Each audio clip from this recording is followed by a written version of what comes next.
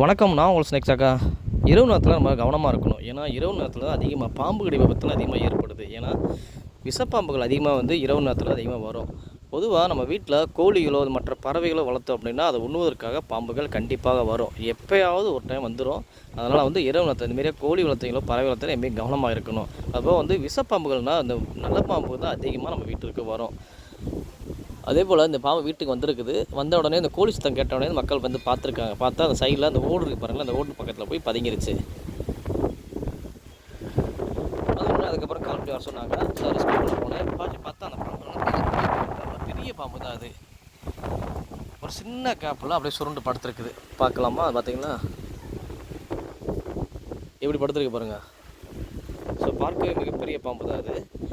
ஏன்னா பொதுவாக இந்தமாரி பாம்போட உணவு பட்டியலில் நம்ம வீட்டில் வளர்க்குற பறவைகள், அதாவது நாட்டுக்கோழியாக இருக்கட்டும், நாட்டுக்கோழியோட குஞ்சு, அதோட முட்டைகள், அப்புறம் புறா, வாத்து, இதுபோல் அதோட உணவு பட்டியலில் எல்லாமே இருக்குது. அதனால் அதை தேடி கண்டிப்பாக வரும். அதுபோல் நம்ம வீட்டில் எலி தவளைகள் இருந்துச்சு அப்படின்னா இந்தமாரி பாம்புகள் அதிகமாக வர ஆரம்பிச்சிடும். இதுமாரி விஷப்பாம்புகள்லாம் நம்ம முடிஞ்ச அளவுக்கு கையில் தொடாமல் தான் மீட்டெடுக்கணும். அதே போல் தான் இந்த வீடியோவில் உங்களுக்கு பாம்பை நம்ம கையில் தொடாமல் தான் பாதுகாப்பாக ரெஸ்க்யூ பண்ண போகிறோம். சரி, எப்படி ரெஸ்க்யூ பண்ண பார்க்கலாமா? அதுவும் இல்லாமல் இந்த பாம்புகள் இந்த இரவில் வருது பார்த்திங்களா, அந்த பாம்பு எல்லாமே நைட்டு பயங்கர சுறுசுறுப்பாக இருக்கும். ஸோ வெளியே பார்த்திங்களா எவ்வளோ பெருசாக இருக்குது அப்படின்ட்டு. நம்ம அந்த ஊக்க வச்சு அமுக்கிறதும் பாம்புக்கு கொஞ்சம் சேதமே இருக்காது. லேசாக தான் இப்போ அதோட முதுகில் லைட்டாக அமைப்பு பிடிச்சிருக்கேன். பொதுவாக அந்தமாரி பாம்புகள் தலைவரிச்சு இருக்குது. இது படம் எடுத்து பழி வாங்கும் அப்படிலாம் சொல்லுவாங்க. அதெல்லாம் கிடையாது. இந்த பாம்பு நம்மளை எச்சரிக்குது. ஸோ என்கிட்ட வராத, நான் உன்னோட பெரியவன் அப்படின்ட்டு இந்த பாம்பு அச்சுறுத்தல் ஏற்படுத்துது. இதுதான் காரணம்.